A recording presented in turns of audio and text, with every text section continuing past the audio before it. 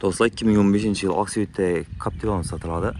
Captiva 3 Plus bo'ladi dostlar bu. 2015 yıl Aksiyet jim chiqamiz mashinamiz. Balolar yumshoq balolar o'tdi. Sostenazına yaradan bo'lsak ishlari. İdeal holatda yine. Ne yapışıp gelelim. Kırçak çizikleri yok yine. Çikolları çok holatda o'tdi yine.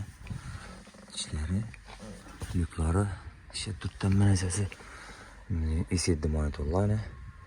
İşlerine göre akuratlı saklangan maşinamız.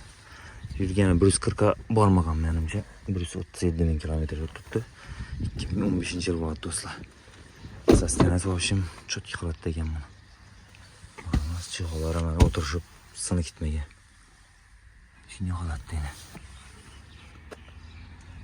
Köp adam şu yaxshilik ko'rsat dedi. Yaxshilik ko'rsatsak bo'ladi. Sal video cho'zilib ketadi da. Shunday holatda yana do'stlar. Hamma stop holatida turibdi o'zini. Radno holatda zavoddan olib chiqqanimizda shunday holatda turibdi. Tekshirib o'zgartirilmagan. Metan qo'yilgan do'stlar. 30 liqdan metan qo'yilgan cho'tki bo'lib. Sostenasi shunday holatda yana. Kırçak çizik yok içinde maşinada. İdeal holatda turibdi. Arka taraflarda mana.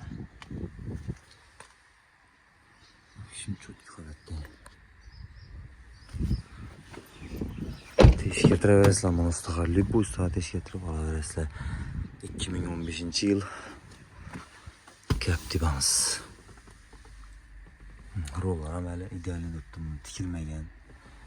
Captiva'mı bir yalan biledim bunu. Şimdi holatda dostlar. Maşinamız 2015 yıl 137 bin kilometre yürüyen. Metanı var.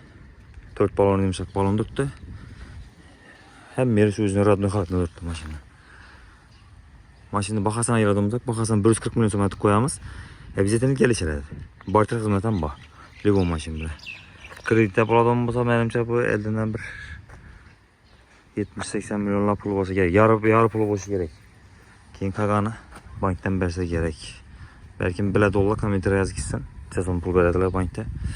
Şimdi holatda yani dostlar. Kime ma'qul kelsa telefonga 91 dan 984 84 83. Haqqatda so'rab bilgan do'stlarlaringizni berib qo'yasizlar.